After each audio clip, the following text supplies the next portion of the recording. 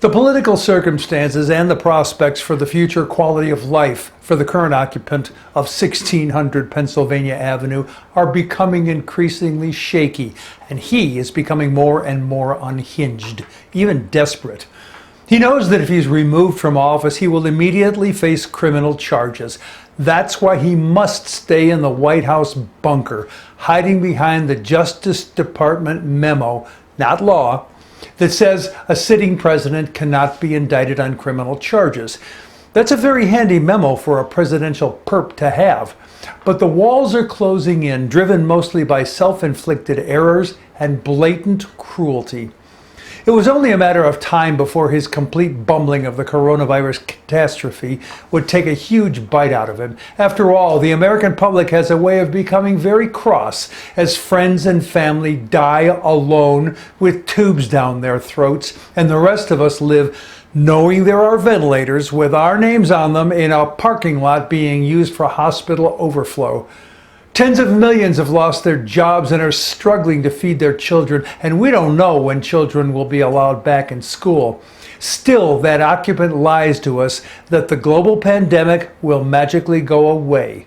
About 1,000 Americans a day are dying waiting for that magic. And this American story gets worse. People of all colors have at last figured out that black lives actually do matter. Who would have imagined that? And these people picked a time to make a statement which was quite convenient for the aforementioned occupant for his use as a re-election scheme. The videos of the murders of unarmed black men at the hands of police and vigilantes went viral, and they called people out of their homes and into the streets to grieve those losses and so many more, and to wail their sadness and their anger. Some became violent. Well, at least we think some of them became violent. We don't know who lit the matches, and many wonder if violent right-wingers staged the violence to make the demonstrators look bad, even un-American, and thereby incite backlash. Not surprisingly, the 1600 Pennsylvania Avenue occupant turned out to be backlash individual number one, and he's making the most of it. However bad things have been for the past 401 years, he's made them incendiary and continues doing that today because he thinks doing so helps him.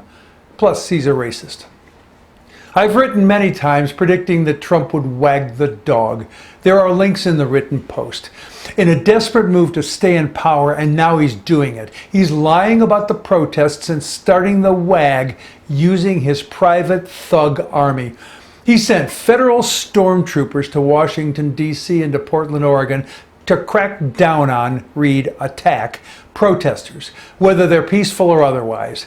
He's showing what a tough guy he is. It's his desperate political play to be the law and order candidate and thereby garner white votes, because law and order is a dog whistle for whites keep their power over those horrible, savage blacks. It's unconstitutional to send our armed forces into our cities, so Trump found another way to have thugs do his thuggery. It turns out that the Department of Homeland Security has its own police force, created to protect federal property, not city, state, or private property. It's mostly composed of contractors. That doesn't mean plumbers and carpenters working a second job.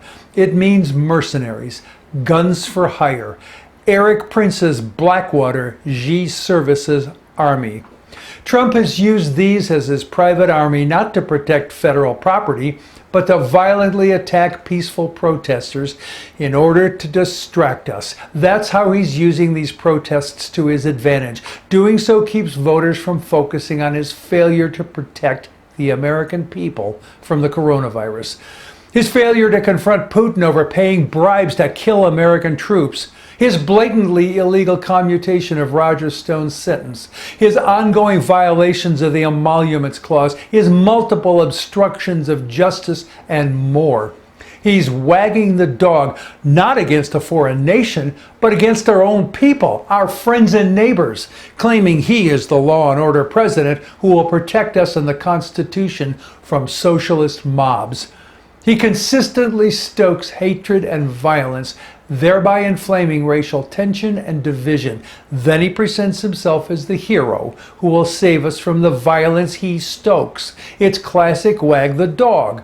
This miserable, dangerous cartoon character of a dictator is wrapped in erasable red, white, and blue and is carrying a Bible upside down as he sends thugs to our cities to make himself look tough. Make no mistake, he's brutally cruel to our people and he's destroying our democracy. There's danger coming soon to a city near you, especially if your mayor is a Democrat. The dog of tyranny bites selectively at first. Then things get much worse. Read Tom Friedman's piece for more. There's a link in the written post. Finally, some resources for you. Here are some book recommendations to explain more fully what this post is about and the danger we face. First, read Professor Timothy Snyder's small book on tyranny. Read it as a foundation piece, a context setter to understand our reality. It's a quick, if scary read, as it's not much bigger than a small pad of paper. Next, read Jason Stanley's book, How Fascism Works.